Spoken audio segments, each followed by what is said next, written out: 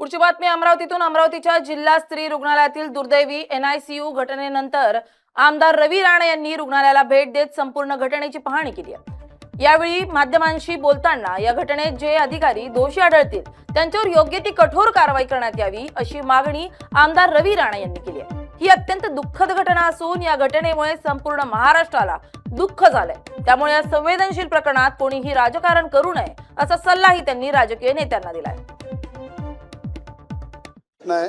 आणि संपूर्ण महाराष्ट्राला आमच्यासारख्या लोकप्रतिनिधीला सुद्धा मोठ्या प्रमाणात वेदना देणारी घटना आहे आणि वेदना ह्या न भरणाऱ्या वेदना आहे। एका आईचं बाळ 2-3 दिवसही जन्म झाल्यानंतर ते आपल्यासोबत ठेवू शकले नाही। एका आईने आपल्या बाळाला गमावलेलं आहे आणि ज्या व्हेंटिलेटरला आग लागली, फायर ब्रिगेडच्या ज्या त्रुट्या होत्या, याच्यामध्ये आज जी कमिटी मुख्यमंत्री महोदयांनी बसवलेली आहे, ज्या अमरावतीचे पालकमंत्री राज्याचे महसूल मंत्री बावनकुळे साहेबांनी तातडीचे आदेश दिलेले आहे, त्या कमिटीच्या माध्यमातून जेही समोर येईल त्याच्यावर कडक कारवाई केली जाईल।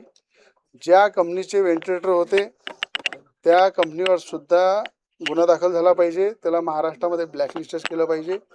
आणि त्यासोबत या जिल्ह्यामध्ये जेवढे फायर ब्रिगेडचे इक्विपमेंट लागलेले आहे आणि फायर ब्रिगेडची जी जबाबदारी या जिल्ह्यामध्ये महाराष्ट्रामध्ये जी एजन्सी पाहत असेल, मला असं वाटते फायर ब्रिगेड ऑडिट हे सगळं ऑफिसेस असो, डफरीन हॉस्पिटल आहे, इरविन आहे, शासकीय कार्यालय आहे किंवा प्रायव्हेट हॉस्पिटल जे आहे ते सुद्धा त्या ठिकाणी त्याची तपासणी केली पाहिजे। आज ही घटना आपल्याला शिकवत आहे